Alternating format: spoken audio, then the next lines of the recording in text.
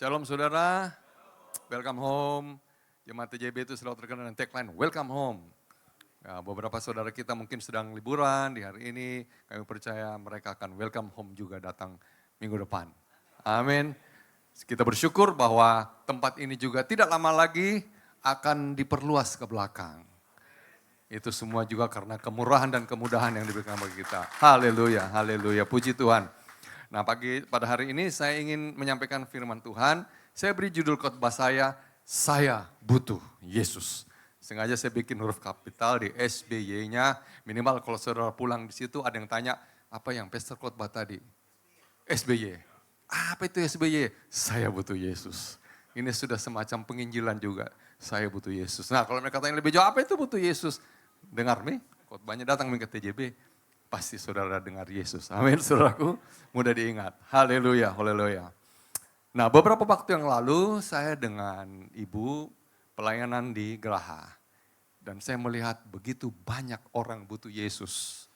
Banyak orang butuh Yesus. Ya, waktu itu sebenarnya pelayanan ini oleh Pastor Andy Simon. Tapi beliau berhalangan jadi melanjutkan khotbah dari Ibu Mila, saya diundang juga, yuk doakan itu. Banyak orang yang mau didoakan. Ada ratusan orang berdiri di situ semua. Dan mereka datang dengan beragam persoalan, beragam kebutuhan. Ya, kami doakan. Bahkan saya ingat ada seorang anak muda, remaja. Dia bilang, Pastor doakan saya Pastor. Kenapa? Saya punya kognitif ini, mau didoakan. Kognitif, saudara tahu apa kognitif? Kemampuan berpikir secara analitisnya. Saya bilang, memangnya kamu kenapa? Begini, saya mau ulangan atau ujian atau waktu. Tapi saya tidak begitu pintar matematika. Saya bilang begini, sebelum saya doakan kamu janji. Latihan banyak-banyak soal-soal matematika, pasti kamu pintar. Ya, bukan cuma mau didoakan, jangan terima instan. Nah kebetulan dia pegang botol. Saya kira dia mau kasih saya air minum, saudara. Tapi ternyata dia minta didoakan. Saya bilang, tidak perlu doakan. Air minum tidak perlu didoakan. Kau perlu berdoa sendiri dan berlatih matematika sebanyak mungkin. Pasti kau pintar. Oh begitu Pastor? Iya begitu aja. Tidak usah macam-macam, tidak usah yang aneh-aneh. Ya saya bilang begitu. Ya puji Tuhan. Dan banyak orang butuh Yesus. Beberapa waktu yang lalu, lagi khotbah di sini, Pastor Yusak seingat saya. Seorang rekan kita, tidak hadir ini hari ya. Pak Bodi, lagi tiba-tiba kena attack di situ, serangan. Saya dengan Pak Johan duduk di sini, tiba-tiba kita mendengar bunyi mendengkur. Wah, ternyata Pak Bodi dapat serangan. Enggak tahu apa begitu. Kita melihat tiba-tiba wajahnya jadi membiru. Ya, Pak Johan langsung berdiri, doakan, saya berdiri. Ya, orang sakit itu butuh Yesus, saudara. Ya, orang sakit juga butuh Yesus. Saya berdiri, ada pendoa datang berdiri, kita ramai-ramai doakan dia. Doakan. Puji Tuhan, agak mulai sadar. Cepat-cepat dari kolonial datang bawa kursi roda. Dan beliau dilarikan ke rumah sakit Siloam. Singkat cerita, selesai ibadah saya ke sana waktu itu. Ya, nah itu gambarnya di situ. Ya, saya tidak bisa lihat di sana karena kedap-kedip. Nah, gambar sebelah kiri itu beliau, saya tanya, Pak Bodi, tadi waktu kita doakan rasanya gimana? Dia bilang, saya tidak rasa apa-apa. Saya cuma rasa bahwa tiba-tiba kakiku dingin, tanganku dingin. Wah itu gejala-gejala bukan koma tuh titik itu ceritanya kalau begitu ya. Mau jalan, tetapi puji Tuhan. Waktu teman-teman datang doakan, kita semua sepakat berdoa berseru, berdoa, saudara dia pulih kembali. Karena di sini ada kehidupan, di sini ada kesehatan, di sini Tuhan melawat. Sementara saya ngobrol sama Pak Bodi, di belakang saya ada aci-aci. Dia bilang, Pak Pendeta, kalau bilang Pak Pendeta ini pasti bukan dari YS. Ini pasti dari gereja lama. Dia bilang, dulu ya, dia sempat cerita lah dulu begitu pendeta, oh dia kenal saya, sudah saya juga lupa-lupa ingat nih. Dia bilang, saya punya ponakan, anaknya atau apa, jatuh dari tangga, mau ke gereja kasihan. Jatuh, kepala bocor. Jadi itu yang tengah, yang merah itu. Saya bilang, ayo kita doakan, kita ke sana, doakan. Jadi singkat cerita begitulah, dia turun tangga, kepleset, jatuh, pas hendak ke gereja, jadinya ke Siloam. Lagi saya doa gitu, tiba-tiba ada ibu lagi datang di belakang saya, dia korek. Pak Pendeta juga, dia panggil Pak Pendeta, tolong doakan anak saya. Saya bilang, sabar ya, saya doakan ini dulu. Panggil di situ. Nah, selesai khotbah itu saya ke sebelah, cuman beda bangsal saja. Kan ini di ICU-nya ini.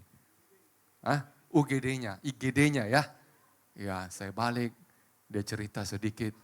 Dia bilang, tadi pagi anak saya ini umur 6 tahun kesiram air panas. Bagian dadanya, untung katanya tidak kena mukanya. Saya lihat, oh iya merah gitu, lagi menunggu dokter untuk ditangani begitu. Wah, jadi bilang, ya deh kita doakan. Wah, puji Tuhan, doakan saudaraku. Langsung hari itu juga 3 pasien saya doakan.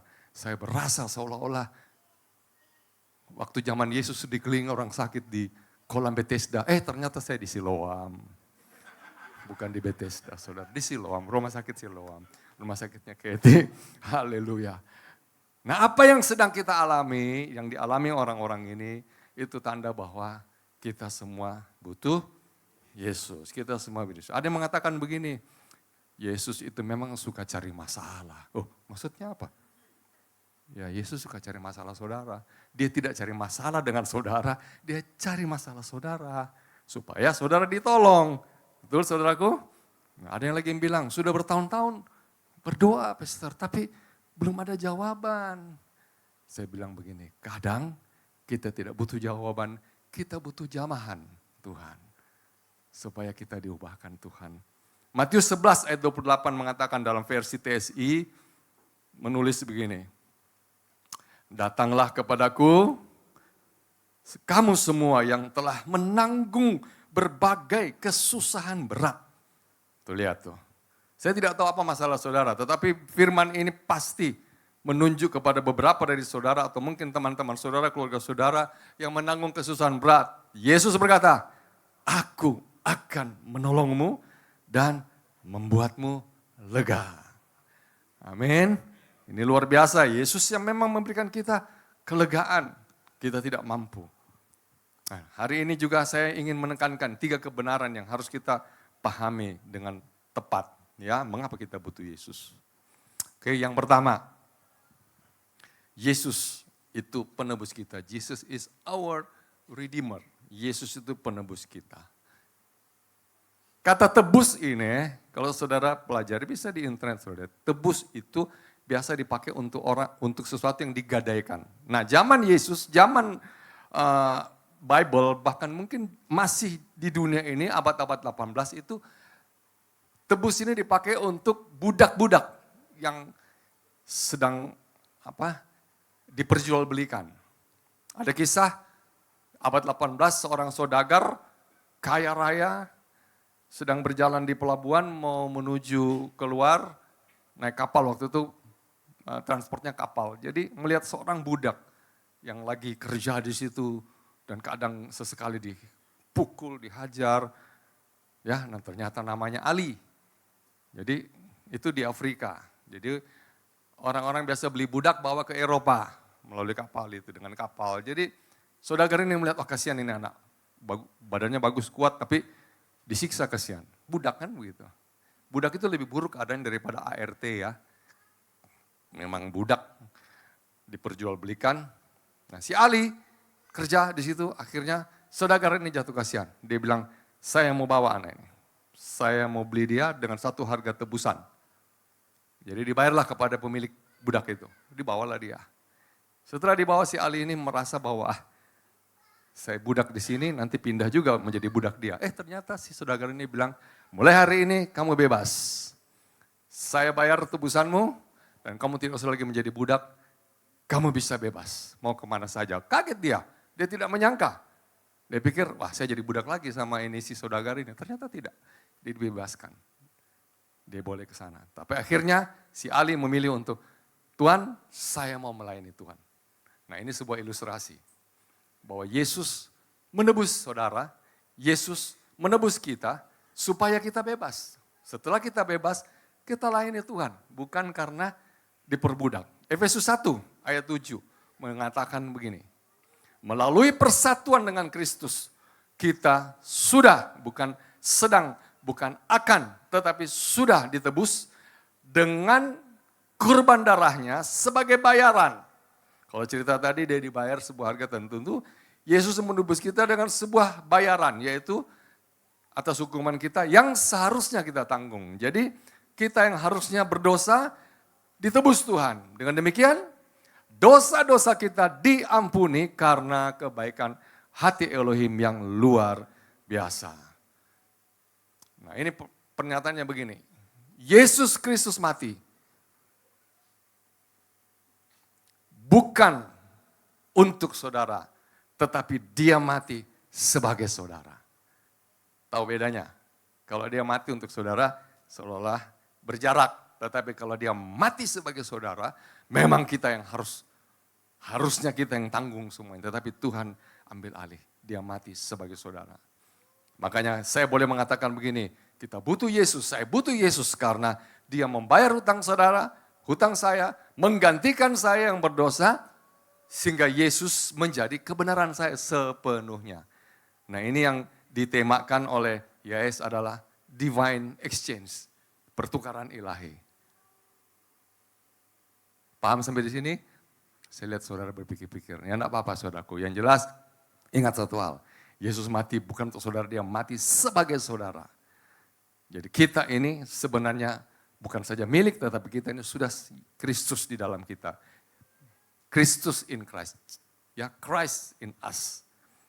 Dia menggantikan menjadi seperti kita. Maka kebenaran Kristus ada di dalam diri kita. Ini sedikit teologis lah, saudara boleh merenung-renungkan nanti. Kalau saudara lupa, ingat SBY. Saya butuh Yesus. Supaya saudara hidup saudara tergantikan. Sepenuhnya saudara mengerti. Oke, yang kedua. Jesus is our rescuer. Penyelamat. Kita sering dengar, Yesus itu juru selamat. Secara totalitas, Yesus menyelamatkan hidup kita. Physically, spiritually, morality. Secara spiritual, secara rohani, dia selamatkan kita, tebus dosa. Secara fisikal, tubuh kita yang sakit disehatkan. Moralitas, hati kita yang tidak beres, Tuhan bereskan. Ya, Yesus juga penyelamat dalam keadaan yang situasional. Artinya dalam keadaan yang mendadak, tiba-tiba. Tuhan juga tolong. Jadi bukan Tuhan hanya juru selamat di dunia nanti, bukan pada waktu nanti, tetapi pada situasi yang mendadak Tuhan tolong. Ya. Dia langsung, seperti ada kisah di Bible begini. Saat Petrus menghadapi situasi krisis nyaris tenggelam. Ayatnya di dalam Matius 14 ayat 30.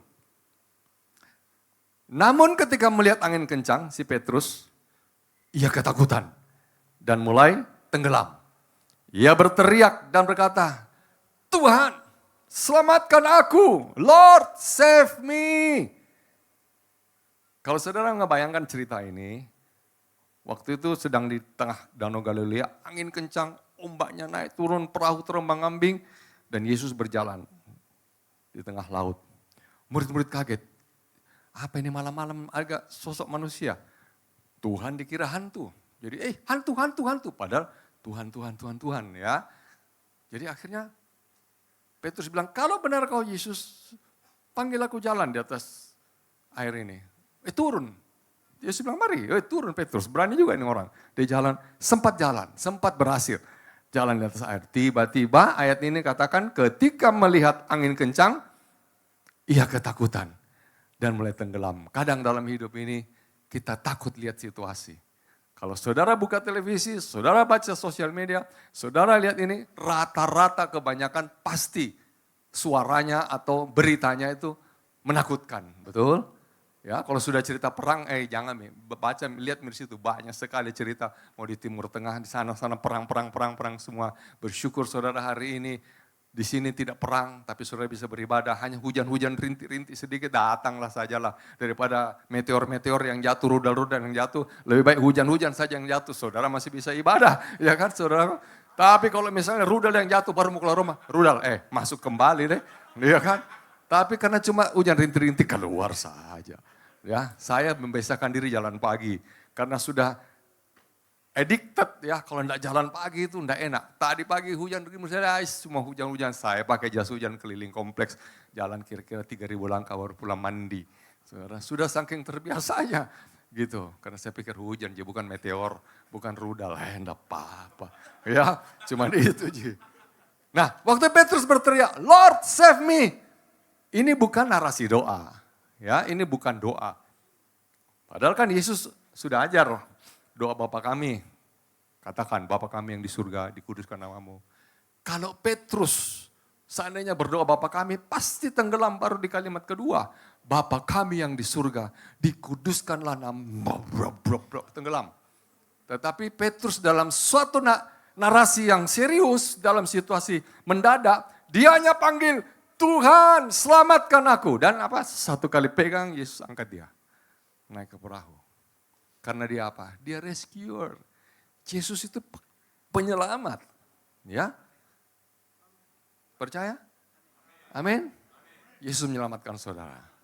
Bahkan ketika kita pun narasi berdoanya salah. Tuhan lihat hati kok, Tuhan tahu. Dulu ada cerita anak sekolah minggu. Di tengah jalan pulang, tiba-tiba ada anjing galak, mau gigit dia. Dia cuma tahu doa begini, Tuhan berkati makanan ini. Jadi dia berdoa, Tuhan berkati makanan ini. Luput, anjingnya lari. Karena apa? Dia hanya paling, dia cuma tahu Tuhan Yesus. Tuhan Yesus berkati makanan ini, karena doanya selalu diajarkan itu. Ya memang biasa itu juga dimakan sih kalau anjing begitu ya. Arfan ketawa saudara. Dulu ada cerita begini. Ada seorang pendeta, dulu namanya pendeta bukan pastor, pendeta senior lah. Dia berdoa, ada orang sakit panggil ke depan. Dia berdoa, oleh bulir-bulir Yesus sembuh. Diangkat tangannya. Terus majelis di sebelahnya bilang, Om pendeta, salah Ki, bukan bulir-bulir Yesus, bilur-bilur Yesus. Om pendeta tidak mau kalah, dia bilang gini, bulir-bulirnya saya sembuh, apalagi bilur-bilurnya. Pasti sembuh. Saudara disembuhkan oleh bilur-bilur Yesus. Saudara mau sembuh, saudara percaya bilur-bilur Yesus menyembuhkan kita semua, amin. Haleluya, haleluya. Nah apakah hanya Petrus yang diselamatkan? Tidak. Yesus menyelamatkan orang lain juga. Yesus selamatkan setiap orang yang apa? Yang memanggil nama Tuhan. Namanya Yesus. Ya. Karena Kisah Rasul mengatakan akan terjadi setiap orang yang memanggil nama Tuhan akan diselamatkan. Setiap orang. Mungkin orang yang belum percaya. Ajar dia, panggil nama Yesus. Istri saya itu biasa diminta doa orang-orang yang beragama seberang. Dia bilang beda kita punya frekuensi. Bahasanya begitu. Jadi kalau mau doa ya doa dalam nama Yesus. Dia bilang enggak apa-apa Ji, doakan Mi. Ya akhirnya didoakan dalam nama Yesus. Dan beberapa kejadian memang ada jalan keluarnya. Karena Yesus itu rescuer. Dia penyelamat dalam situasi yang mendadak, situasional. Bible berkata Mazmur 46 ayat 2 mengatakan, Elohim adalah tempat perlindungan dan kekuatan bagi kita yang apa? Garis bawahi, segera menolong dalam kesesakan. Biasa di FB kalau saya datang melayani, saya dengar kesaksian beberapa rekan kita mengalami mendadak gitu ya, dadakan tiba-tiba, aduh kenapa begini?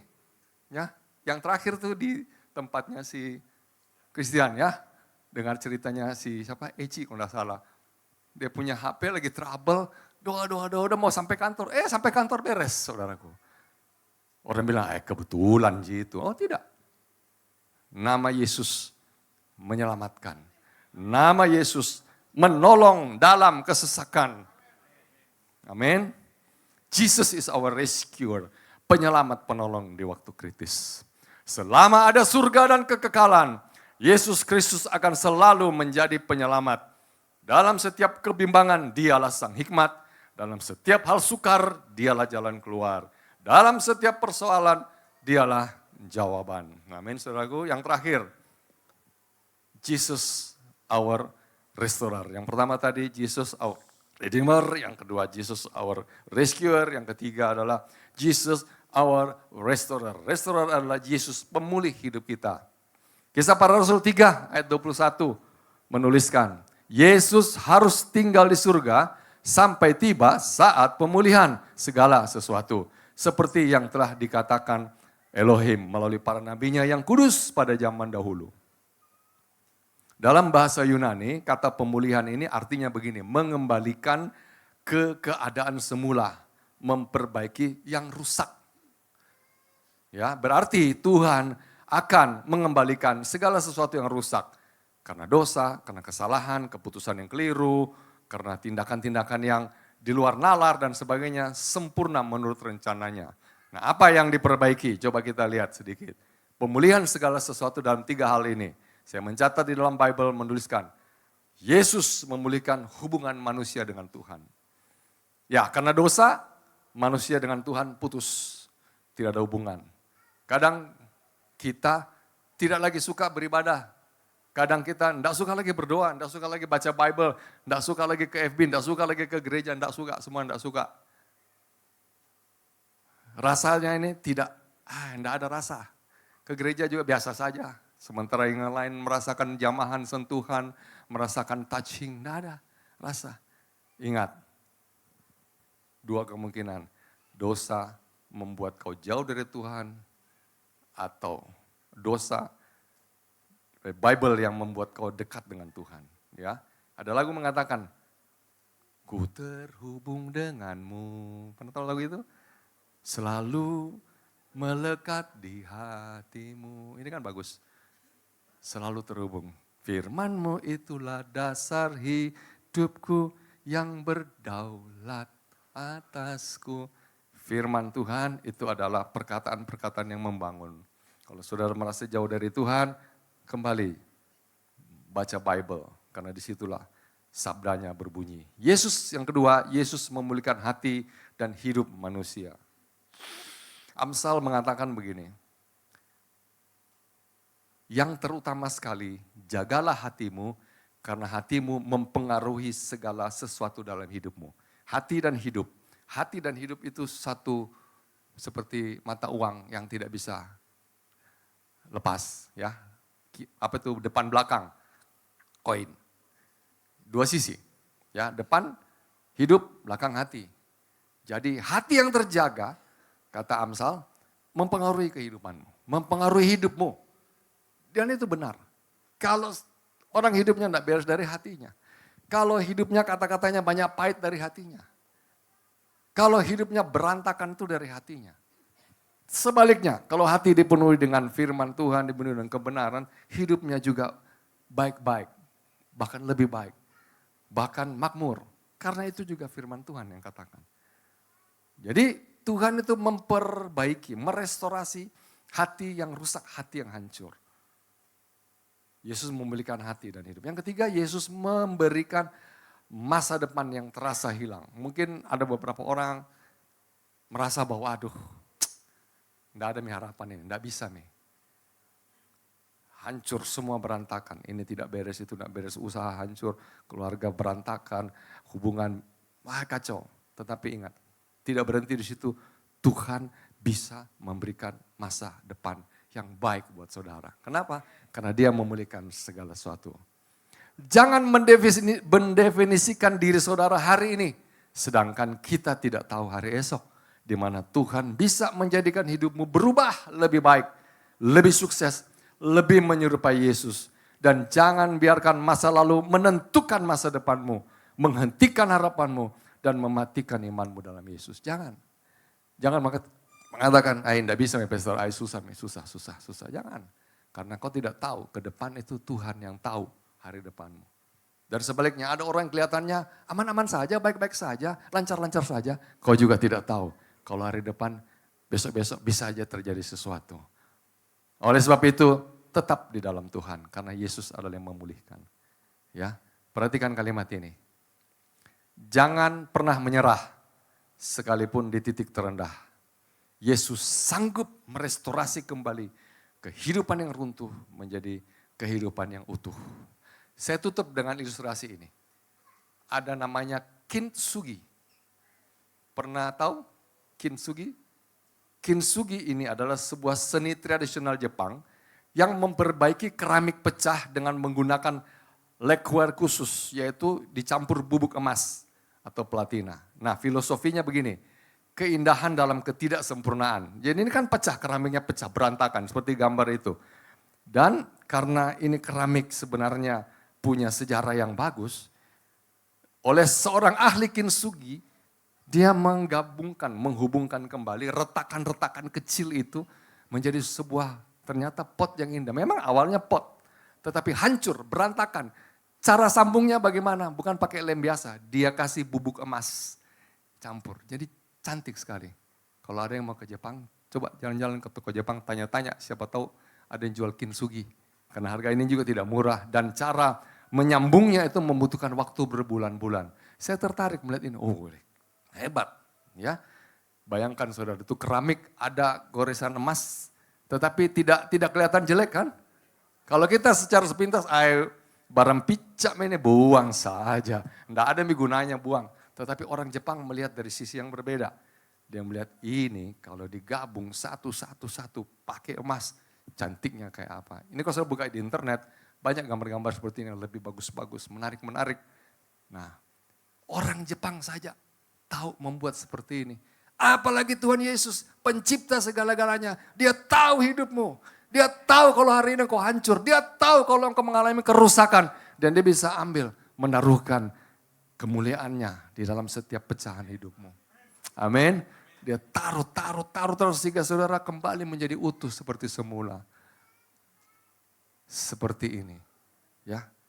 Secara harafiah berarti menyatukan dengan emas.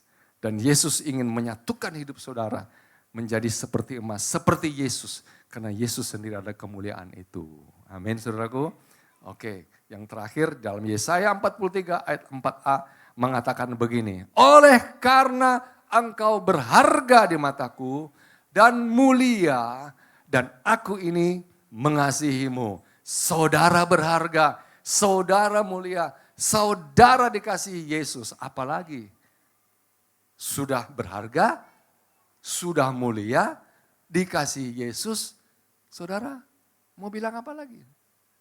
Apa kau saudara, enggak pastor saya enggak berguna, saya begini bla bla bla bla bla. Salah. Firman Tuhan mengatakan yang sebaliknya. Oke, tim musik silakan naik, kita tiba kesimpulannya. Kita butuh Yesus karena apa? Yang pertama, Yesus Redeemer, penebus kita. Yesus kedua, juru selamat kita. Yesus pemulih hidup kita. Kita bangkit berdiri. Haleluya. Kita nyanyikan lagu yang bagus. Kau lebih tahu yang terbaik bagiku. Kau lebih sanggup, cocokkan nadanya. Pulihkan hidupku.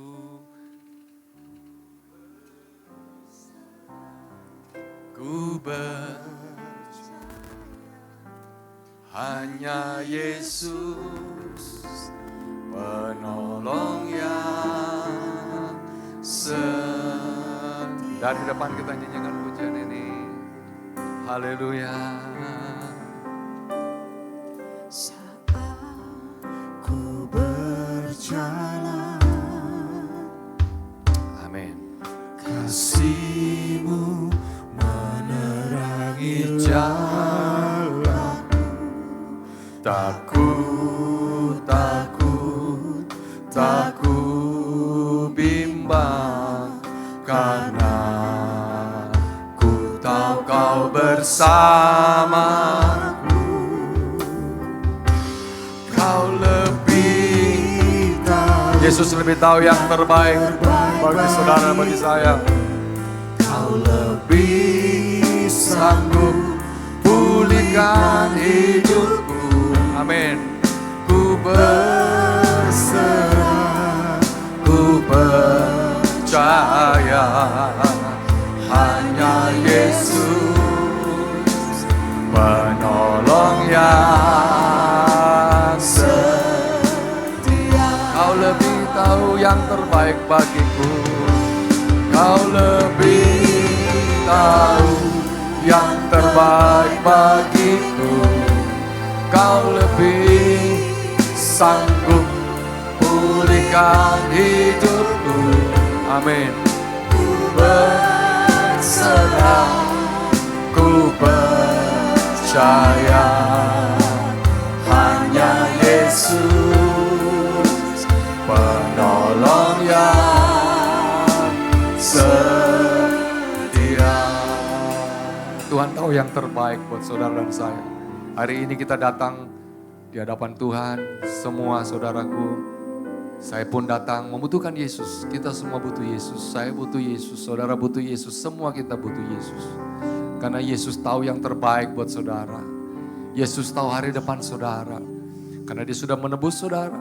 Dia menyelamatkan saudara. Dan Dia yang senantiasa ada di dalam kehidupan saudara. Membebaskan saudara. Karena Dia yang pulihkan bagian-bagian kehidupan saudara. Ada bagian-bagian hidup saudara yang pecah, rusak, yang terhilang. Bagian-bagian hidup saudara yang mungkin berantakan. Datang pada Tuhan. Hari ini Dia ada di tengah-tengah kita. Dia bisa memulihkan dan membuat engkau indah kembali. Karena apa? Engkau berharga. Karena engkau mulia. Dan karena engkau dikasihi oleh Tuhan. Itu sudah cukup untuk anugerah Tuhan nyata di dalam kehidupan saudara. Itu sudah cukup karena Tuhan jauh lebih memikirkan yang terbaik buat saudara. Hari depan saudara, masa depan saudara, Tuhan sudah rancangkan yang terbaik.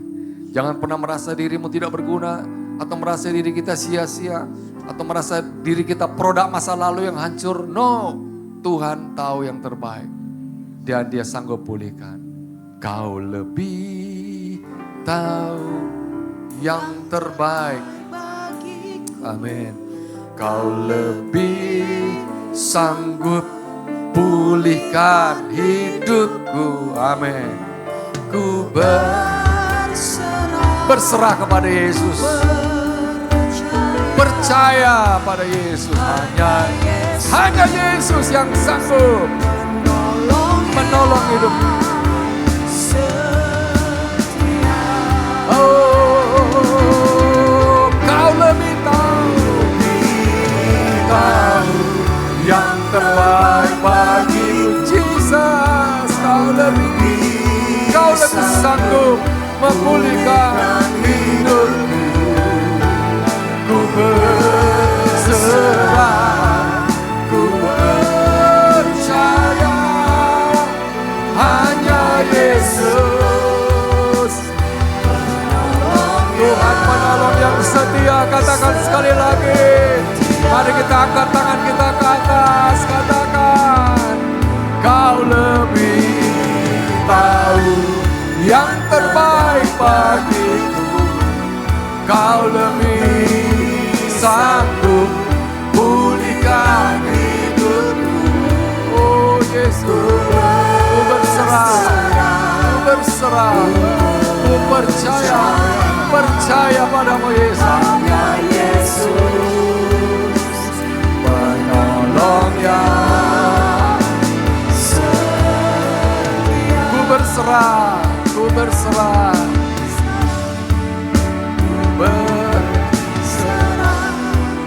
ku percaya hanya Yesus penolong yang, hanya Yesus penolong yang setia.